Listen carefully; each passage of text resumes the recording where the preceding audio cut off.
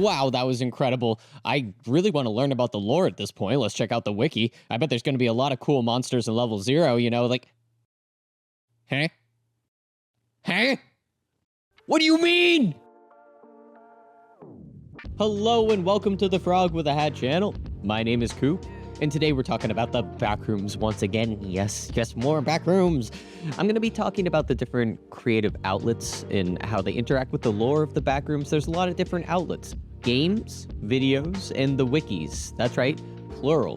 When it comes to being a greedy lore goblin, you tend to want there to be some continuity or structure within the lore, making it easy to follow. However, the backrooms is anything but that. It's seemingly random by nature. And this randomness, along with the lore being created by a community on the internet, allow for a lot of creative freedoms when making anything related to the backrooms. It reminds me of my childhood. In their hundreds, they race towards the water. None wants to miss the annual orgy. My sense of humor is broken.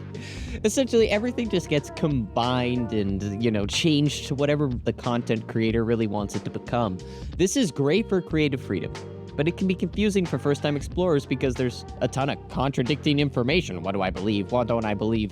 And to that I say, have an open mind. Literally, this is a fan-based lore. You should allow people to create new things about the lore. You should allow people to change things about the levels. And as somebody who's just reading something and interpreting something, you can just be like, hey, I like this part, I don't like this part, but there's so much lore, let's consume more. I'm not a rapper. So to start us off, I'm going to be talking about the wikis.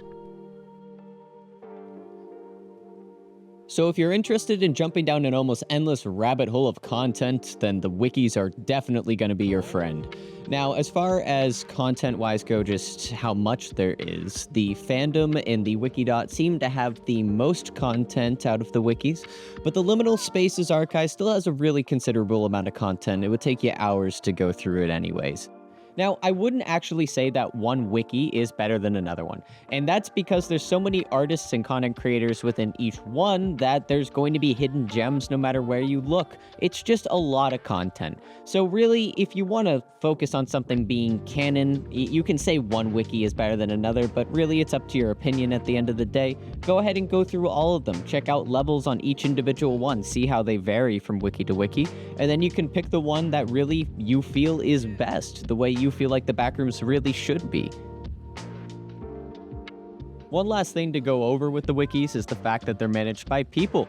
People make new levels. New levels come in. You have to make sure it's not spam. You have to make sure it fits in the backrooms, and you have to make sure it's written well. We want a girthy story. Whoa.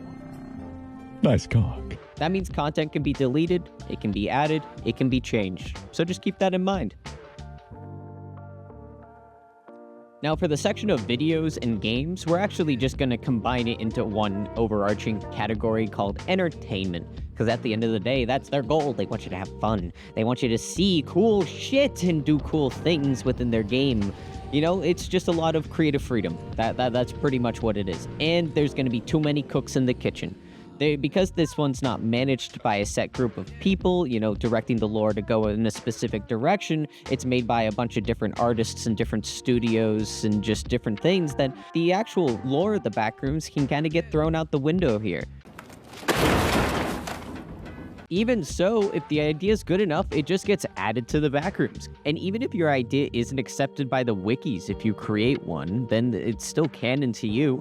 Kane Pixel's bacteria monster, while being a common monster seen within the backrooms and videos, is actually not on any of the wikis. In fact, I even found messages where moderators were telling people to stop adding the bacteria monster because Kane said he didn't want it on their wikis. It was his own creation, his own canon.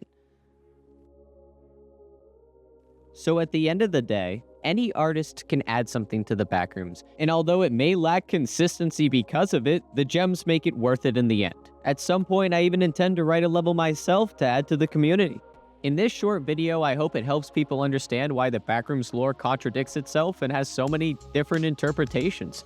This, in my opinion, is one of the most beautiful parts of the lore, encouraging seemingly endless creativity for the content creators. I love it. Sometimes I find it hard to be grateful for the internet because there's really as much good as bad the more you explore. Seeing a community come together to create a story like this lets me feel like I wouldn't want to be born in any other era. I'm grateful for the fact I got to experience it. My main goal for this video was to give the Backrooms community some love, and a big thank you to all the writers, video makers, and game designers out there. I appreciate all of you. That's all I got. Thank you so much for watching the video if you got to this point. If you want to support the channel, go ahead and drop a subscribe, and I'll catch y'all in the next one.